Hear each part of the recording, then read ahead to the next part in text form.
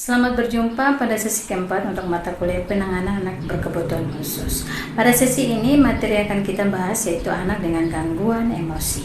Setelah Anda mempelajari materi ini, Anda diharapkan mampu menjelaskan dan menangani anak dengan gangguan sosial emosional. Ruang lingkup materi ini adalah anak dengan gangguan emosi, khususnya anak yang mengalami kecemasan, separation anxiety disorder, dan anak yang mengalami fobia. Ketiga kasus tersebut paling sering ditemui di PAUD dan perlu diberikan informasi untuk menangani anak-anak yang mengalami ketiga kasus gangguan emosi tersebut.